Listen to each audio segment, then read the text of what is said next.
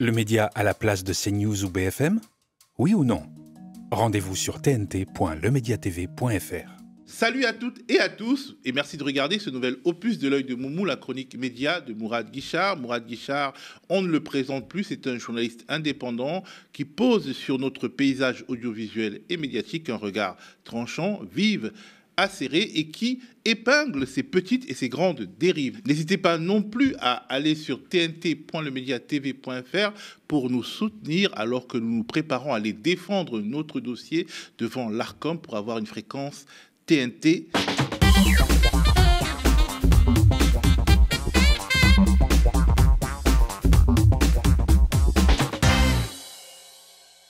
Salut Mourad. Bonjour à toutes et à tous, bonjour à toi Théo.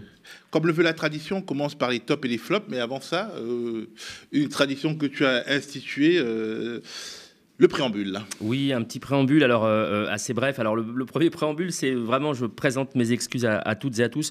J'ai une crève digne du Moyen-Âge, hein. Je suis vraiment chargé comme un porte-avions nord-coréen. Alors pas la peine de me préciser que la Corée du Nord n'a pas de porte-avions, hein. Mais voilà, c'est pour vous dire un peu que je suis vraiment très très chargé. Donc je m'excuse si d'aventure j'avais du mal à articuler. Peut-être ça va me faire ralentir un peu mon débit comme beaucoup le souhaitent. Ce sera peut-être la bonne nouvelle de la journée. La semaine dernière, j'avais rendu hommage à l'INA et notamment à leur community manager qui postent régulièrement des images d'archives en lien avec l'actualité. Ils avaient posté, alors on va la voir à l'écran, on va voir une capture d'écran. Ils avaient posté une jeune étudiante qui militait en 2002 contre le Rassemblement national. À l'époque, ça s'appelait le Front national, évidemment, avec l'arrivée de Jean-Marie Le Pen au second tour de la présidentielle. Et bizarrement, je ne sais pas pourquoi, mais en fait, on n'a pas donné la réponse. Il s'agissait bien de Sophie Binet, donc la secrétaire générale du syndicat CGT. Une autre chose, j'avais mis à l'écran un tweet d'un candidat Rassemblement national, alors je crois qu'il est de Bretagne, qui faisait un jeu de mots sur le gaz, la Shoah et les Juifs. Alors il a dit que c'était pas vrai, qu'il avait en fait posté ça pour railler la mort de Forisson, Robert Forisson, donc le négationniste, et qu'il pensait à ce moment-là qu'il était mort suite à une fuite de gaz, sauf que après vérification, il est habitué des jeux de mots sur le gaz, la Shoah et les Juifs. Et j'estime que à partir du moment où on est candidat d'extrême droite, militant d'extrême droite, à des époques en plus assez anciennes, et qu'on fait des jeux de mots récurrents sur le gaz, la Shoah et les Juifs, on a quelques questions à se poser. Donc je ne retire évidemment pas ce tweet projeté il y a une semaine. Et c'est parti pour les tops.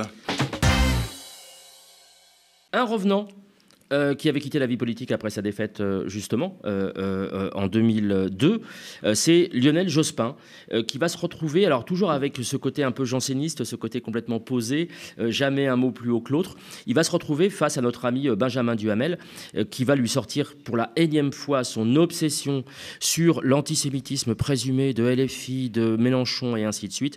Voilà comment il va lui répondre de manière magistrale. Ça vaut vraiment un joli top. Je vous laisse écouter. Oui, et ces mêmes personnalités de Lionel Jospin soulignent aussi qu'il y a un problème d'antisémitisme, ou du moins d'ambiguïté quant à la lutte contre l'antisémitisme, à la France insoumise. D'accord, ça fait 5 fois que vous le répétez avec une insistance tranquille et souriante. Moi, je vais vous dire, nos compatriotes juifs ne seront jamais protégés par un parti xénophobe et par un parti raciste. Et Iman, alias Justine.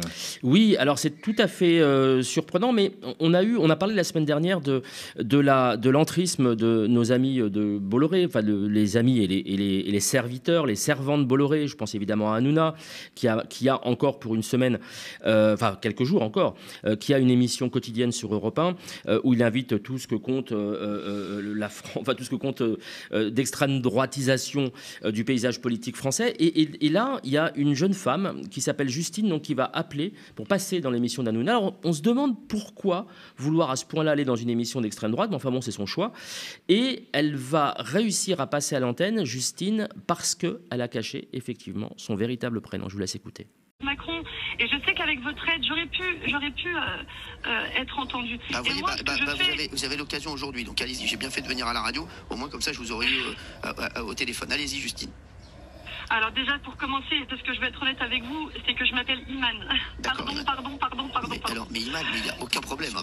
Vous savez, moi, Non, mais parce que ça fait 3 jours que j'essaie de vous joindre et quand je dis que je m'appelle Iman, on m'a pas rappelé. Et dès que j'ai dit que je m'appelais Justine, on m'a appelé dans la minute. Mais non, ça doit être le sujet. Non, c'est pas ce qu'on me dit au standard, vraiment. Pris le doigt dans le pot de confiture. Oui, il s'en défend. Et vous noterez d'ailleurs qu'entre le moment où il va annoncer, enfin le moment où il va répondre à cette fameuse Iman et le moment où la régie, soi-disant, le standard lui répond, c'est juste intenable. C'est-à-dire qu'il y a une demi-seconde, il est totalement impossible qu'en une demi-seconde, le standard ait pu lui expliquer que non, en fait, c'est parce que le sujet n'était pas le même et qu'on ne l'a pas pris. Non, c'est impossible, c'est un mensonge total et absolu.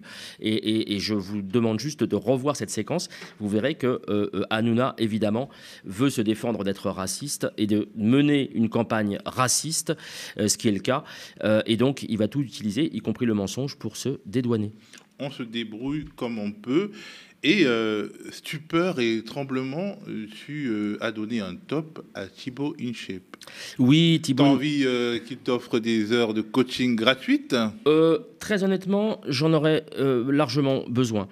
Et dès que je serai rétabli, oui, c'est vrai qu'on est un peu un contre-exemple, toi et moi, mais dès que je serai rétabli de ma crève, je m'y mettrai. Non, alors je remercie vraiment Thibaut InShape, donc qui est le principal. Alors il y a une guéguerre entre les youtubeurs, mais il paraît que c'est le plus influent, le plus suivi de France.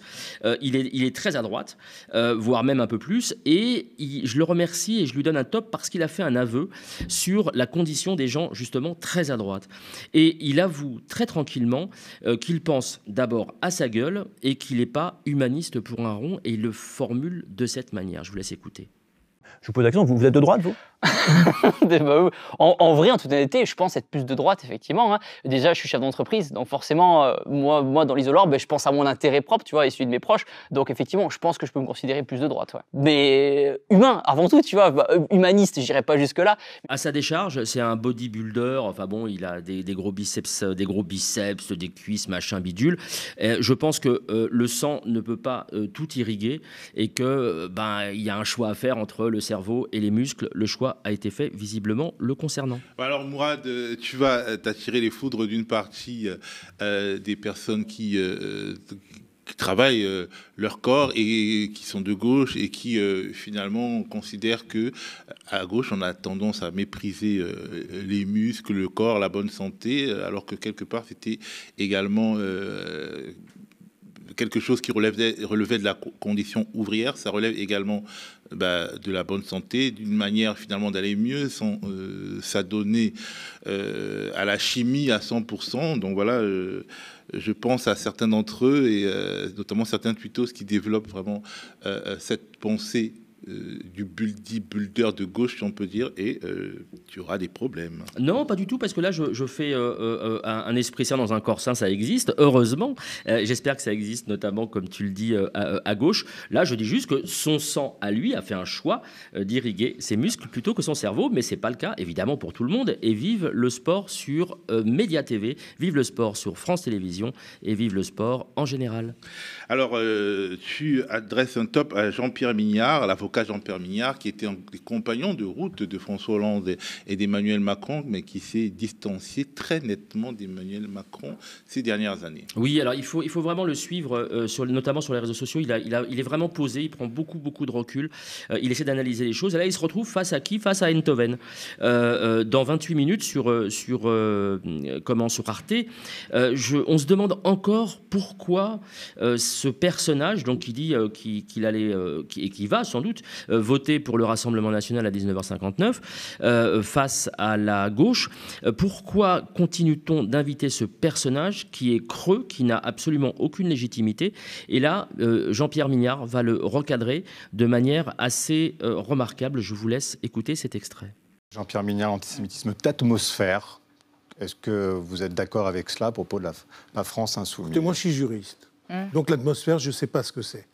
Je sais ce que sont des infractions, je sais ce que sont des délits, je sais comment on les poursuit. Et s'il y avait effectivement un parti aussi antisémite, violemment et massivement antisémite, tel que le dit Raphaël Eindhoven, évidemment, l'ensemble des procureurs de la République et des procureurs généraux multiplieraient les enquêtes préliminaires dans le pays. Mais enfin, mon bon Mourad, c'est un philosophe dont tu parles. Un philosophe de plateau télé qui n'a aucune légitimité, qui n'est pas d'ailleurs diplômé ès-qualité, je le rappelle, et puis qui continue à asséner de manière récurrente et surtout sans preuve le fait que la France insoumise et le Front populaire, le nouveau Front populaire, seraient par nature antisémites alors qu'il n'y a aucune qualification juridique. C'est bien ce que Jean-Pierre Mignard a voulu démontrer. C'est parti pour les flops désormais.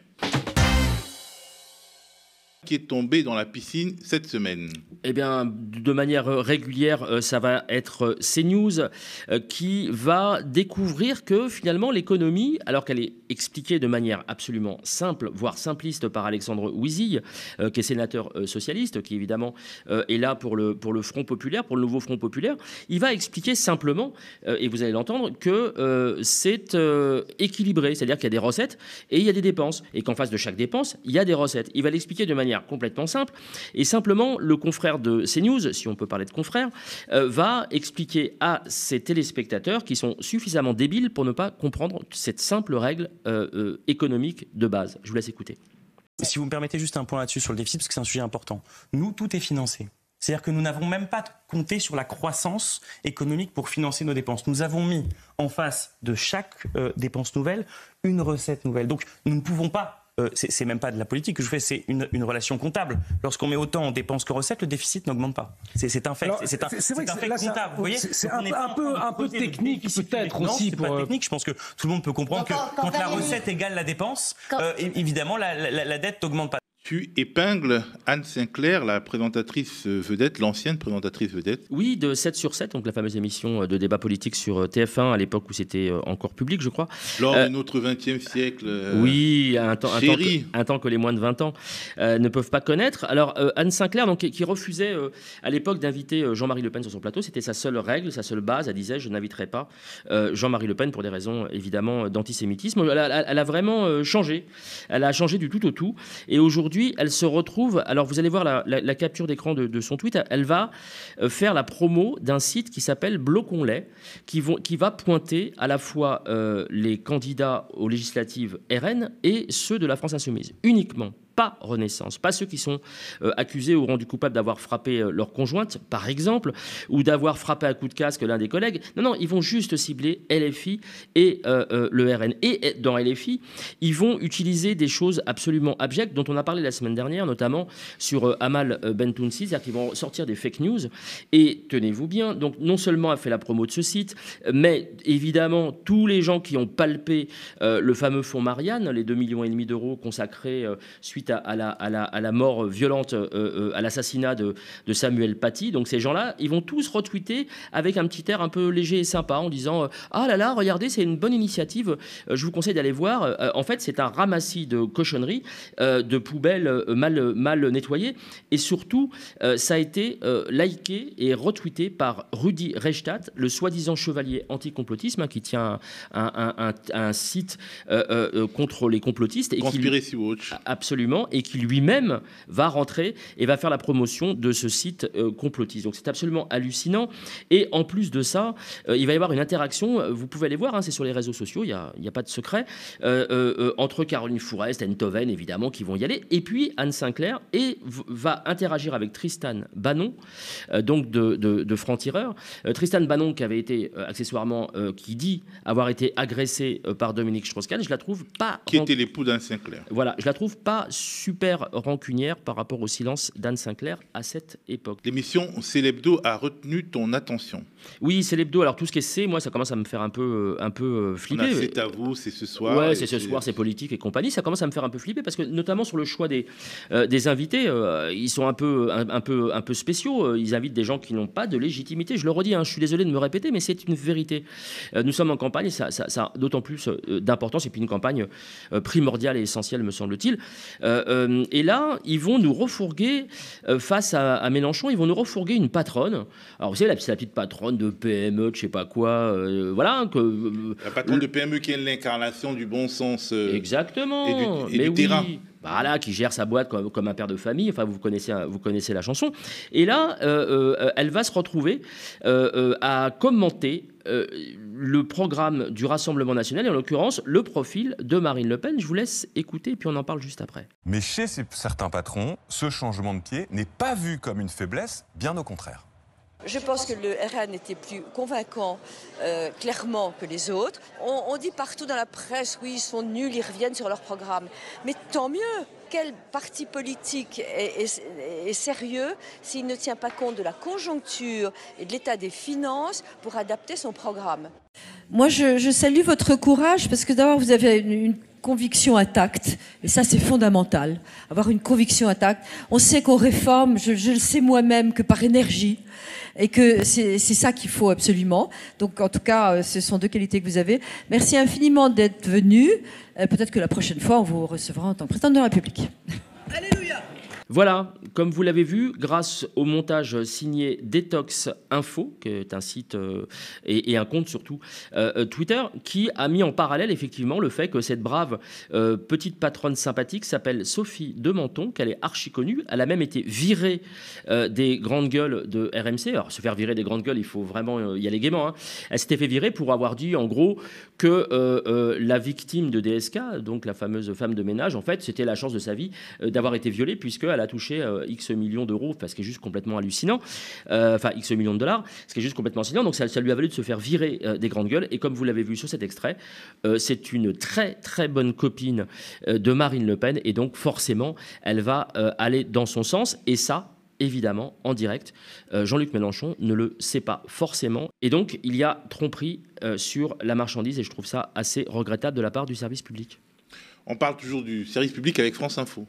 Oui, alors France Info, vous allez voir le tweet qu'ils ont lancé. Alors je le trouve extrêmement parlant parce qu'il raconte quelque chose. Il raconte, je parle régulièrement ici de la fameuse fenêtre d'Overton des médias, à savoir que plus ça va et plus des médias généralistes, voire sur le service public, se mettent à faire du BFM, voire du CNews. Et là, il y a un titre fermé qui est sur la régulation de l'immigration. C'est-à-dire que France Info va partir du principe qu'il faut réguler l'immigration. J'insiste bien sur la notion de question fermée. C'est-à-dire que c'est comme si, je sais pas, c'est comme si je disais à mon épouse, par exemple, au fait, le petit dernier, là, le petit Paul, mon fiston, tu vas le chercher plutôt vers 16h30 ou 16h40 ? Ça sous-entend que c'est elle qui va le chercher, pas moi. Donc c'est ce qu'on appelle une question fermée en journalisme. On ne peut pas faire ça. C'est-à-dire que là, on ne peut pas partir du principe qu'il faut réguler l'immigration. Mais tous les partis ne disent pas ça. Donc ça induit très clairement l'idée que c'est légitime de vouloir ou de devoir réguler l'immigration. Et je pense que c'est une faute journalistique, une faute déontologique d'avoir donné ainsi le bâton au quitus au Rassemblement national par rapport à son programme sur l'immigration notamment. Sachant qu'en France, il y a des règles déjà en matière d'immigration. Mais en plus, on n'a pas attendu Darmanin pour avoir des règles extrêmement sévères, extrêmement violentes. Donc je ne vois pas pourquoi le service public, qui en plus est promis à la privatisation en cas de victoire du RN, se lance dans cette course effrénée qui normalement devrait échoir uniquement à Bolloré et ses équipes. Il ne faut pas insulter l'avenir. On retourne sur Europe 1. Oui, on retourne sur l'émission, alors qui est un véritable naufrage. Hein. Je vous montre pas d'extrait de manière récurrente parce que c'est complètement délirant. C'est Onfray face à Ferrari. Donc Michel Onfray, ex-philosophe de gauche, qui tient une chronique désormais, on en a déjà parlé ici. Et là, écoutez bien ce qu'il va dire. C'est tout, je dis bien, tout ce qu'il annonce sur l'école qui ne traite plus X sujet. Tout est absolument faux. Et ça passe crème. Je vous laisse écouter. Elle infuse dans toute la société en réalité, Michel Onfray, parce que ces jeunes-là, ils ont 12 et 13 ans. Comment ont-ils entendu ces discours de haine antisémites ? D'abord, je pense qu'il y a la famille, il y a en plus de ça les copains, et il y a les réseaux sociaux, et puis il y a surtout à l'école où on a cessé d'enseigner ce qu'il fallait enseigner, c'est-à-dire les vérités historiques. On n'a plus la possibilité aujourd'hui d'enseigner que la Terre est ronde, puisqu'il est dit dans le Coran qu'elle est plate. On n'a plus la possibilité aujourd'hui d'enseigner la Shoah et la création d'État d'Israël, puisque les Juifs auraient créé la Shoah uniquement pour disposer d'un État, ce que disent les négationnistes. On ne va pas enseigner, par exemple, qu'un certain type de singe évolue jusqu'à donner l'homme que nous sommes, puisque finalement, c'est Dieu qui a créé l'homme à partir de rien, c'est l'hypothèse qu'on appelle créationniste, et que l'évolutionnisme de Darwin, c'est interdit. Donc vous n'avez pas le droit d'enseigner Galilée, vous n'avez pas le droit d'enseigner Darwin, et vous n'avez pas le droit d'enseigner, je ne sais pas, Primo Levi, par exemple.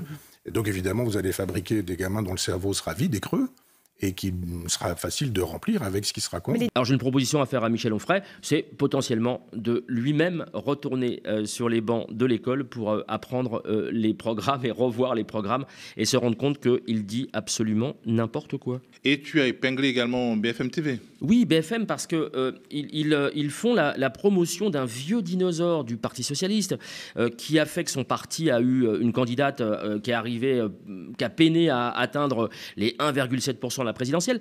Ils ont vendu leur siège, ils ont complètement ruiné le parti, ruiné les idées et puis surtout ruiné évidemment l'électorat et les gens qui croyaient en eux. Et donc ils ressortent comme ça là, Le Drian. Alors Le Drian qui a du mal à envoyer les SMS aux bonnes personnes. Je vous invite à aller voir, hein, on va pas s'étaler là-dessus, mais enfin il avait envoyé un SMS à Ségolène Royal en la fustigeant en pensant l'envoyer à une autre personne. Donc ils apprennent à envoyer les bons SMS aux bonnes personnes et après il viendra nous causer politique et nous donner des leçons. Eh bien pour BFM, c'est une voix qui compte, Le Drian, alors qu'il n'a absolument plus aucun poids politique, il n'a plus aucun mandat électif d'ampleur nationale, il n'a plus que sa parole et j'aimerais bien qu'il puisse ce cher Droupi qui puisse la mettre un peu de côté. Je vous laisse écouter. C'est une voix qui compte. C'est celle de Jean-Yves Le Drian, l'ancien ministre de la Défense. Dans un entretien à Ouest France, l'ancien ministre juge que le nouveau Front populaire est assimilable à la NUPES. Il annonce qu'il ne votera jamais pour un candidat LFI en cas de duel Rassemblement national Nouveau Front populaire en raison d'un désaccord profond sur les valeurs et sur les méthodes. Et toujours sur BFM TV, nouvel épisode du Mélenchon bashing. Oui, alors là, quand on a épuisé tous les Le Drian, tous les Onfray et compagnie, qu'est-ce qu'on va faire ? On va aller chercher une véritable experte qui a un avis éclairé sur l'antisémitisme de Mélenchon et de la France insoumise. Et quel est son profil, quelle est son expertise, son niveau d'expertise ? Il est très très élevé puisqu'il est proche du mien. C'est-à-dire que c'est une mère de famille de 3 enfants. Point. C'est tout. Elle n'a pas d'autres justifications de présence, elle n'a pas d'autres certificats ou d'autres diplômes. Elle n'est que la mère de famille de 3 enfants de confession juive, dit-elle. Et c'est à ce titre-là qu'elle va pouvoir s'exprimer en pleine campagne, très courte campagne des législatives, sur BFM TV à une heure de grande écoute. Je vous laisse écouter, ça n'a absolument aucun sens. Non, je ne peux pas dire qu'on a fait la politique de l'autruche. Quand on voit qu'il y a des responsables politiques de LFI qui sont condamnés pour antisémitisme, poursuivis pour apologie du terrorisme, on est loin de la simple politique de l'autruche. Ils sont poursuivis. Non, mais attendez, ils sont pas... il n'y a qu'à lire les tweets de Jean-Luc Mélenchon, il n'y a qu'à lire les positions des uns et des autres, de Obono. On est dans l'étalement d'une violence. Leur programme est très clair. L'importation du conflit israélo-palestinien, c'est eux qui l'ont mis sur la table. Et ils importent et ils nourrissent ce conflit et cet antisémitisme.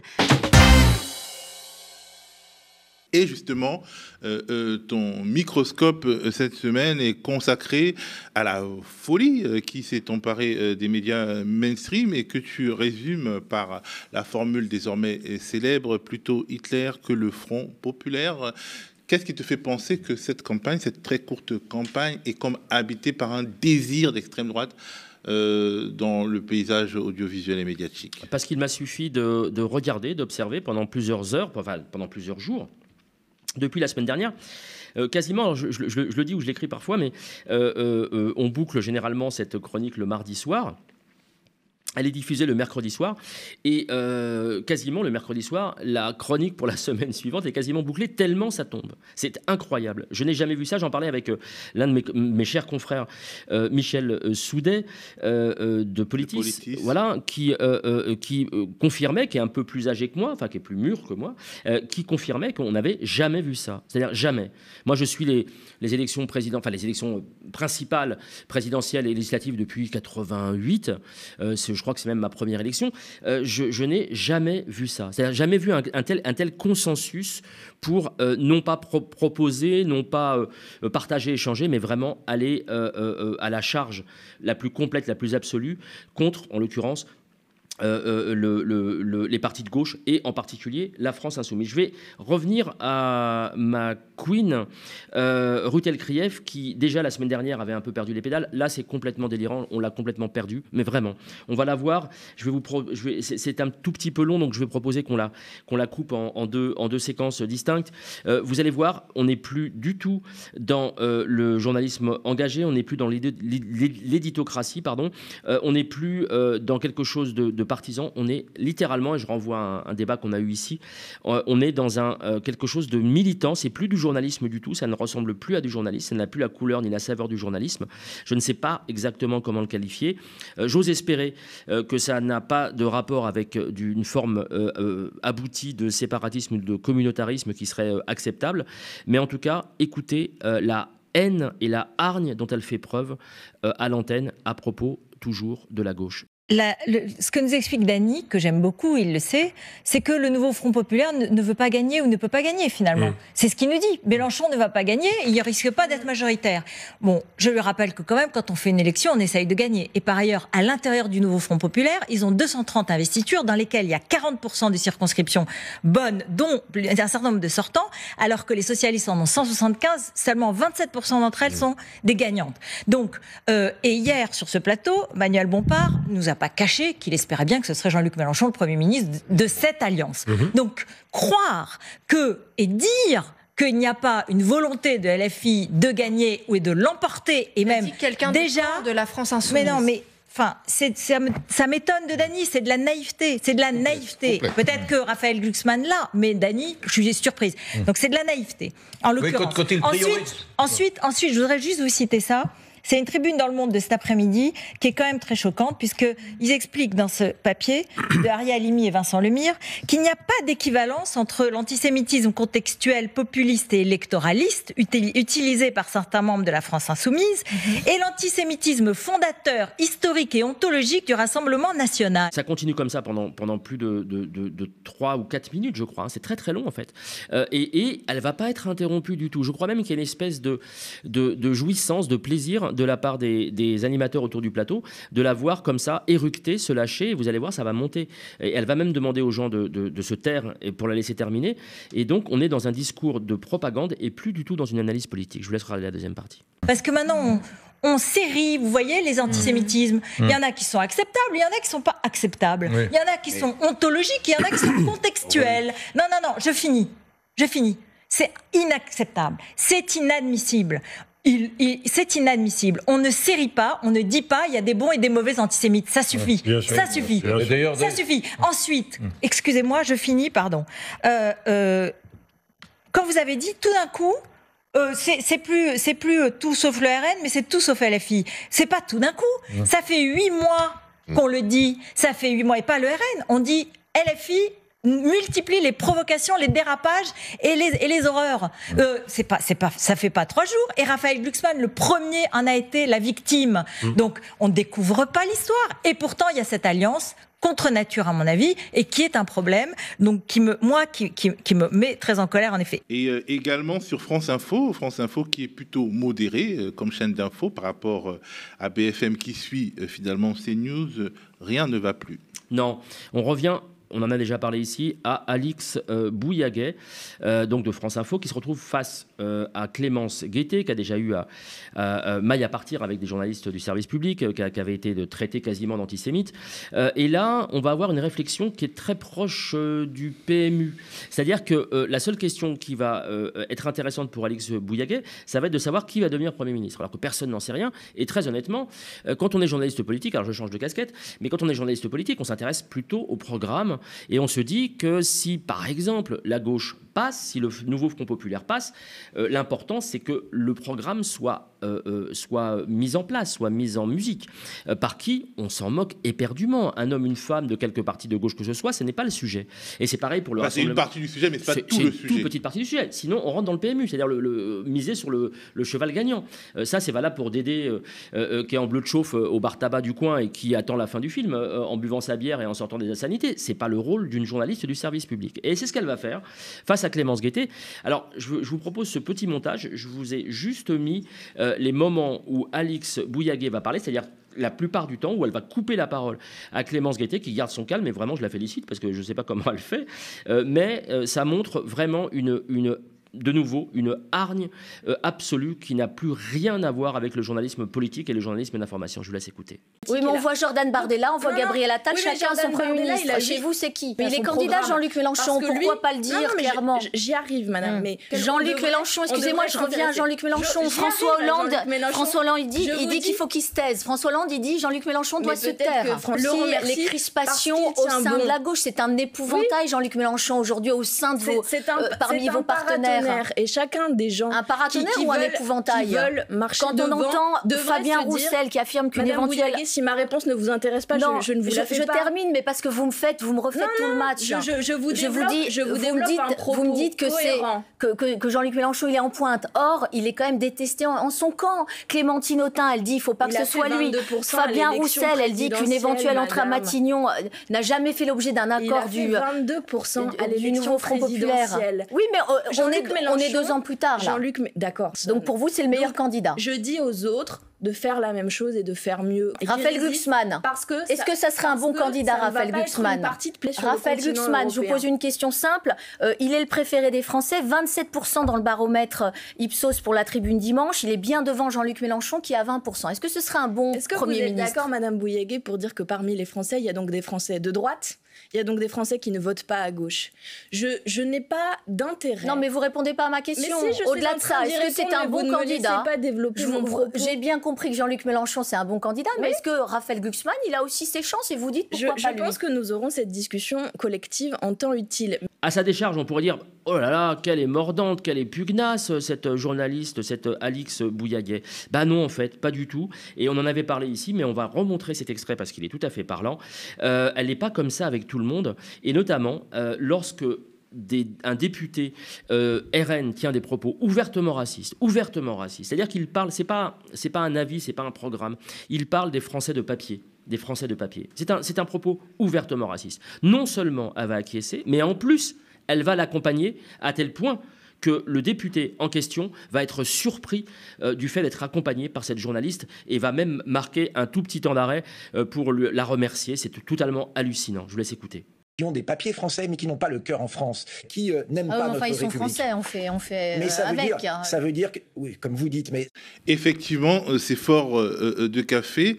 Toujours sur France Info, il y a peut-être quelque chose à faire sur France Info qui finalement suit les autres, alors que jusqu'à présent, c'était quand même un refuge d'une certaine forme d'équilibre, même si c'était un équilibre plutôt macroniste, là, pas du tout. Et tu as été interpellé par Patrice Romden, un des présentateurs de France Info. Oui, Patrice Romden, alors, qui est un anticommuniste primaire ou primate, on l'appelle comme on veut. Nous sommes tous des primates. Hein. Nous sommes tous des primates, c'est vrai. Mais lui, il est particulier. C'est vraiment un anticommuniste que je ne qualifierais pas comme... viscéral. Voilà, mais que je ne qualifierais pas comme l'a fait Jean-Paul Sartre, en l'occurrence, mais je vous laisse rechercher la référence. Non, il est primaire et il a toujours eu une dent contre notamment le Parti communiste et le journal de l'Humanité. Alors, le journal de l'Humanité pour lequel je travaille, je le précise, pour évacuer les conflits d'intérêts. Il a notamment, et on va le voir juste après, il avait tenu des propos absolument dégueulasses, putassiers contre l'Humanité au moment de l'incendie de Notre-Dame de Paris. Mais là, enfin, et je dis merci à cette période, pour le coup, il va faire tomber le masque et dire très clairement qu'il soutient les thèses du Rassemblement national, notamment sur la déportation programmée, je le dis très tranquillement, la déportation programmée des enfants d'immigrés, quel que soit leur moment de naissance, d'arrivée dans le pays, quel que soit leur âge. Il va tenir un propos digne du Rassemblement national. Je pense que même le Rassemblement national sera un peu plus timoré sur cette question que Romden. Je vous laisse écouter et juger par vous-même. L'enjeu, c'est aussi, il faut aussi dire les choses, enfin, détrompez-moi si je dis une bêtise, mais l'enjeu avec cette histoire de droit du sang et de droit du sol, c'est que quand vous avez quelqu'un qui ensuite, potentiellement, ça peut arriver à tout le monde, devient délinquant, si vous voulez l'expulser, c'est beaucoup plus facile s'il n'est pas français. Et s'il a bénéficié initialement du droit du sol, il est français, et dans ce cas-là, c'est un délinquant français, et il reste en France. On peut pas l'expulser, effectivement. Il est là l'enjeu. C'est une erreur flagrante, parce que quelqu'un qui est né en France, tout en il devient français avec le droit du sol. Avec le droit du sol. À 18 ans, vous le renvoyez où? Comment? À 18 ans, vous le renvoyez où s'il est délinquant? Dans quel pays dont c'est la nationalité? Qu'il n'aura jamais connu. Qu'il n'aura jamais connu, c'est ça le problème. Et effectivement, quand on regarde son pédigré, on se rend compte que bon, il a pu dire des choses très très graves contre des confrères à des moments difficiles, des moments de choc pour la France, qui auraient pu avoir des propos qui auraient pu vraiment, enfin, c'est des propos d'infamie. Oui, c'est de l'infamie parce que ça sous-entend que, je ne sais pas quel âge il a, mais on a l'impression qu'il s'est bloqué à 1904. Il pense que les communistes, alors il pense que d'abord l'UMA est toujours l'organe central du Parti communiste, ce qui n'est plus le cas. Il pense que les communistes, ça veut bouffer du curé, que c'est anticlérical par essence, et que l'UMA n'aurait pas traité suffisamment de manière importante, c'est-à-dire d'avoir fait du suivisme, puisqu'en fait tout le monde a traité cette affaire de l'incendie de Notre-Dame. Il reproche à l'UMA d'avoir sa propre griffe, sa propre ligne éditoriale et de ne pas faire du suivisme par rapport à tous les autres journaux et tous les autres médias qui ont tartiné pendant des heures et à longueur de page sur cette affaire de Notre-Dame. Donc, qu'est-ce qu'il va faire? Il va préparer un billet complètement infamant et dégueulasse, je le dis très tranquillement de nouveau, contre l'UMA, sans capacité du journal, évidemment, à répondre, puisque personne n'était présent sur le plateau. Heureusement, l'UMA a répondu dans ses colonnes, mais évidemment, entre l'exposition de ce personnage sur une chaîne publique et les colonnes de l'UMA, il y a un delta, et donc je trouve ça d'autant plus dégueulasse. Je vous laisse écouter, c'est une archive. Peut-être le souvenir de tout ce que la France a perdu avec cette catastrophe incitera le peuple, si souvent oublieux de sa propre culture, à se soucier davantage de ses racines. Le conseil vaut pour l'humanité. En voici la une ce matin, un tantinet en décalage. Alors je ne sais pas si c'est parce qu'ils finissent à 15h, si c'est de l'anticléricalisme primaire, si les stagiaires de 3e ont pris le pouvoir dans la rédaction. Toujours est-il qu'à la une ce matin, rien. Et en page intérieure, ceci, une pauvre photo. Basta.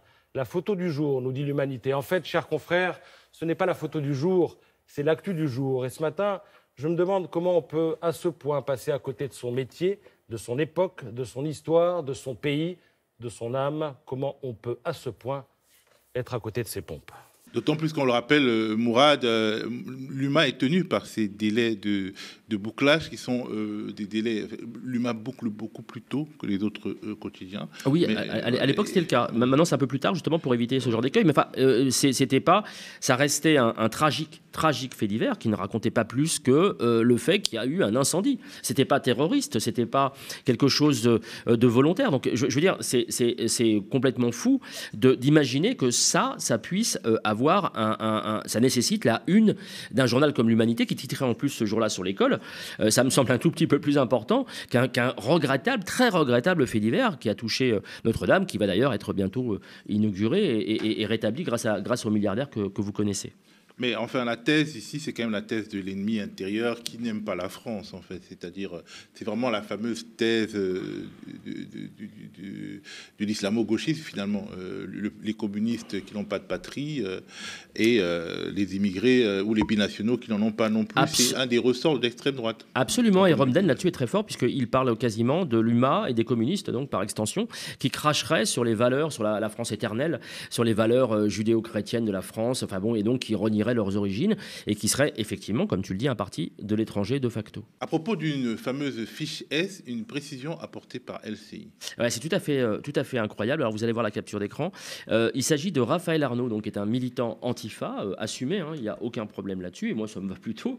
Et là, LCI va parler de lui, va le présenter, notamment. Alors je crois que c'était au cours d'un échange un petit peu vif avec Gabriel Attal. D'ailleurs, Gabriel Attal, on se demande, parce que on voit autour de lui régulièrement vous savez, des gorilles, des gardes du corps. On se demande qui les paye. Est-ce qu'il est là en tant que candidat pour la Macronie? Est-ce qu'il est là en tant que Premier ministre, sachant qu'il sera encore Premier ministre quelques semaines? Mais il y a une confusion qui me dérange un tout petit peu en termes déontologiques et démocratiques. Mais bon, admettons. Et là, ils vont présenter Raphaël Arnaud, je vous laisse voir donc la capture, comme fiché S, sans plus de détails que ça. On ne sait pas pourquoi il est fiché S. On ne sait pas ce que signifie fiché S. Fiché S, évidemment, ça renvoie aux terroristes, ça renvoie aux islamistes. Sauf que là, ce n'est pas du tout le cas. Et moi, je me pose la question, et j'ai recherché, évidemment, je ne suis pas complètement neuneux, LCI n'a jamais préciser, par exemple, pour la Macronie ou pour le RN ou pour LR, le fait que des gens aient été condamnés factuellement, puisque être fiché S, ce n'est pas être condamné. Hein. Là, on précise qu'il est fiché S, alors qu'on ne fait pas état des mentions sur le casier judiciaire d'autres candidats. Pourquoi le font-ils en ce moment, en pleine campagne? Je vous laisse trouver la solution. Cette chasse à la gauche peut aller très loin. Ah, elle va même très très loin, puisque nous avions pointé Chouraki qui rigolait des massacres à Gaza, donc qui est un accompagnateur, hein, le réalisateur et metteur en scène, Elie Chouraki, qui accompagne, qui même encourage le génocide en cours à Gaza, qui est invité régulièrement alors qu'il n'a aucune espèce de commencement de début d'expertise sérieuse sur la géopolitique. Mais il est invité. Pourquoi? Parce qu'il est de confession juive. Alors je trouve ça, pardon de le redire, mais enfin, je trouve ça un petit peu la manière d'essentialiser les gens, je trouve ça extrêmement violent. C'est-à-dire que c'est une forme en fait d'antisémitisme abouti, de faire venir des gens uniquement parce qu'ils sont de confession juive présumée. Je trouve ça extraordinaire. Ou bien du philosémitisme instrumental qui se transforme qui a des relents d'antisémitisme, effectivement. Mais complètement, et qui viennent armer les vrais antisémites qui disent, bah regardez, c'est la preuve, deux poids deux mesures. Bah, ils ont pas tort, pour le coup. Là, Chouraki va venir, alors là, c'est Over the Mountain, là c'est le point Godwin, c'est le Graal. Il vient expliquer tranquillement, sans contradiction sur le plateau, qu'il est menacé de mort en cas de victoire de la gauche. Je vous laisse écouter tellement c'est abrutissant. Je préfère que vous l'ayez vraiment dans l'oreille en face de vous afin de pouvoir juger. Moi je vais vous dire, je ne voterai pas pour des gens qui veulent ma mort. Et le front, le front populaire, oui, veut ma mort. Il veut ma disparition. Pourquoi voulez-vous qu'aujourd'hui, moi, j'aille voter contre le RN si tout d'un coup, en face d'eux, j'ai le Front populaire qui veut m'assassiner? Vous votez blanc alors? Vous savez, encore une fois, c'est vraiment un problème culturel que je dois résoudre avec moi-même. Et je pense qu'il se résoudra le jour où je serai face à mon urne avec mes bulletins de vote dans la main. C'est compliqué pour moi. C'est une culture il est très difficile pour moi et je vous assure, je ne pense pas une seconde, je suis comme mon ami frère Luc Ferry, je ne pense pas une seconde que Marine Le Pen soit antisémite au moindre degré. Je ne pense pas une seconde Bardella soit le soit non plus. Mais ils ont un passé. Il faut vraiment qu'en arrivant au pouvoir, on peut essayer, comme l'a dit Mathieu Kassovitch, on peut essayer, voyons ce qui se passe, on peut essayer 2 ans, de toute façon après il y aura des élections, on peut essayer, mais on prend aussi un autre risque. Je pense que le risque est bien moindre, des milliers de fois bien moindre avec le Rassemblement national qu'avec le Front populaire. Pendant longtemps, de nombreux commentateurs ont estimé que la gauche était très molle face à ces accusations. Et toi, de ta lucarne, tu as l'impression que quelque chose est en train de changer? Oui, j'ai l'impression que... Alors, ça fait plusieurs semaines. La semaine dernière, on avait eu un exemple comme ça, face à Ruth Elkrief, qui avait été donc dénoncée comme menteuse. Alors, c'est ça qui est aussi un peu sympa, parce qu'il faut quand même se faire un peu du bien entre nous. C'est qu'on peut dire clairement, par exemple, aujourd'hui, ce qui n'était pas le cas il y a quelques semaines, on peut dire Ruth Elkrief est une menteuse pathologique, une menteuse qui, de manière récurrente, sort des âneries, sort des contre-vérités absolues, et c'est vérifié. C'est documenté. Donc voilà, ces gens-là sont des menteurs. Eh bien, là, David Guiraud nous a prouvé cette semaine, une fois de plus, parce qu'il y a le beaucoup... député LFI, oui, David Guiraud. C'est ça, de Roubaix et Wattrelos. Il a prouvé, une fois de plus, qu'il y a maintenant du répondant. Et j'ai l'impression... Alors, il y a beaucoup de questions qui sont posées par les internautes, on en a déjà parlé ici, à savoir, mais pourquoi la France insoumise, par exemple, n'attaque pas systématiquement en justice le fait d'être accusé d'antisémitisme. Là, j'ai le sentiment, depuis ma fenêtre, comme tu dis, mais que j'observe tous les jours les médias, radio et télé, j'ai l'impression qu'il y a maintenant du répondant et que les gens qui sont invités, à l'instar d'Émeric Caron, répondent maintenant point par point et ne laissent plus rien passer. Et là, vous allez voir David Guiraud qui va mettre en difficulté la journaliste qui est face à lui sur la question du communautarisme et sur la question de nos compatriotes juifs de France. Je vous laisse écouter. En fait, le président de la République, pour être tout à fait précise, c'est de proposer une forme de communautarisme. Vous répondez quoi à cela ? C'est dommage, on était sur le programme et j'aimais bien cela. On va y retourner, vous inquiétez pas. Oui, j'espère bien. Vous savez, chez moi, que ce soit Roubaix ou Wattrelos, le problème, c'est pas le communautarisme, quoi. Les gens, ils vivent ensemble parce qu'ils n'ont pas le choix. C'est-à-dire, quand les gens ils veulent déménager, par exemple, de ma ville, les autres villes, elles refusent les dossiers de logement parce qu'il y a marqué Roubaix, parce que c'est des Noirs et des Arabes. Vous voyez ? Donc le communautarisme, en fait, il ne se situe pas là où vous le pensez. Le communautarisme, c'est par exemple quand vous avez des quartiers entiers ou quand vous avez des politiques de l'État entières qui favorisent uniquement un segment de la société. Ça, on ne l'appelle jamais communautarisme. 63 milliards d'euros de dividendes aux patrons des grandes boîtes, ça, c'est pas du communautarisme. Ces gens-là sont tous ensemble, ils se ressemblent tous, ils font des mesures politiques et fiscales uniquement en leur faveur, pendant que nous, en bas, on crève la bouche ouverte. Ça, je ne sais pas comment vous appelez ça, mais vous voyez, j'essaye de vous dire ça parce que... Vous parlez des Noirs et des Arabes. Pourquoi vous ne parlez pas des Juifs de France aussi, par exemple, qui sont très inquiets en ce moment et très inquiets notamment de voir la France insoumise arriver au pouvoir. Mais vous voyez, regardez, j'étais en train de parler du communautarisme à Roubaix, on me renvoie à la question de nos compatriotes juifs. Écoutez, moi j'ai une totale solidarité vis-à-vis d'eux. On a toujours combattu les actes antisémites. Mais pourquoi est-ce que vous mettez ça sur le devant de la table ? Et on passe à ton coup de cœur, Mourad. Qu'est-ce que tu nous as ramené ? Oui, alors le coup de cœur, c'est un livre. Il y avait un petit moment que je ne m'étais pas replongé dans les lectures que vous m'envoyez. Je vous remercie vraiment et je vous demande vraiment... je vous remercie pour votre patience parce que j'ai beaucoup de retard à cause du nombre de livres que je reçois. Et vraiment, je vous invite à ne pas hésiter à continuer à me donner vos productions. C'est un livre particulier. Ça s'appelle « Elle et moi ou l'éternité est zéro ». Ça raconte la vie, ça raconte surtout la mort. C'est signé André Smolars et il nous parle de son épouse qui est décédée. C'était quasi programmé, qui pose la question du choix de la fin de vie. C'est un débat qui va, j'espère, revenir assez rapidement. Mais ça raconte aussi cette espèce de bizarrerie qui fait qu'on va apprendre pendant des années, parfois des décennies, à s'attacher à une personne. Et puis même si on le sait, on va en être séparé par la maladie ou par la mort, plus simplement. Là, c'est par la maladie. Et André ne s'en est pas remis. Et il veut laisser un témoignage du passage de son épouse sur cette terre, qui était une militante. Alors, c'est ces deux militants engagés très à gauche. Et donc, ce livre raconte l'attachement qu'on peut avoir et la difficulté qu'on peut gérer, qu'on doit gérer derrière, d'avoir ces gens qu'on aime, auxquels on est très attaché et qui nous sont arrachés. Alors, il y a des gens qui peuvent évidemment dire que la mort fait partie de la vie. Ok, une fois qu'on a dit ça, je pense qu'on a rien dit. Et il profite de cette douleur profonde pour parler évidemment du choix de pouvoir partir dignement. Et évidemment, ça renvoie vers tous les militants, notamment de ADMD, l'association pour le droit à mourir dans la dignité. Et je trouve très courageux et très beau cette belle déclaration d'amour d'André Smolars à son épouse disparue trop tôt.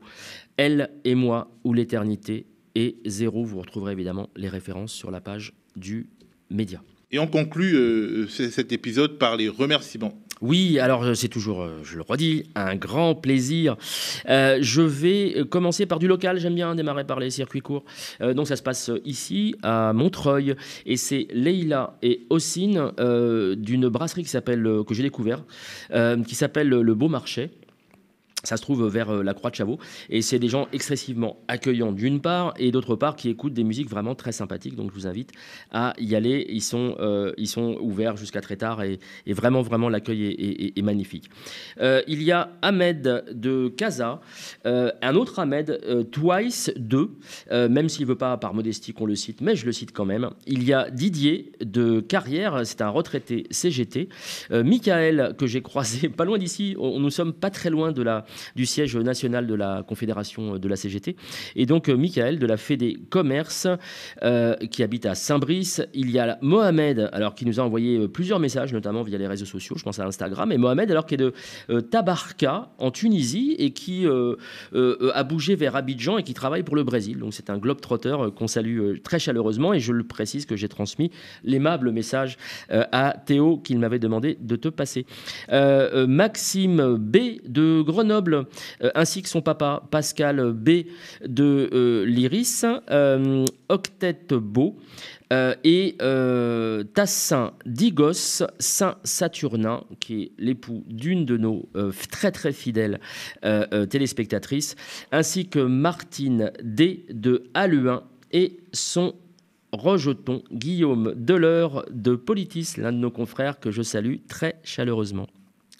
Le circuit court, il est un peu d'entre-soi quand même, un peu moumou là, cette fois-ci. Hein. Un petit peu, mais j'aime bien les commerçants parce que c'est des gens qui nous écoutent, qui nous regardent sur les télévisions et je préfère qu'ils regardent le média plutôt que CNews ou BFM TV. On les remercie. Merci Mourad et merci à vous d'avoir regardé l'œil de Moumou sur le média, sur le canal 350 de la Freebox, sur YouTube ou sur notre site internet, le média, votre média, on le rappelle, ne vit que des abonnements de soutien et des dons de celles et ceux qui l'aiment.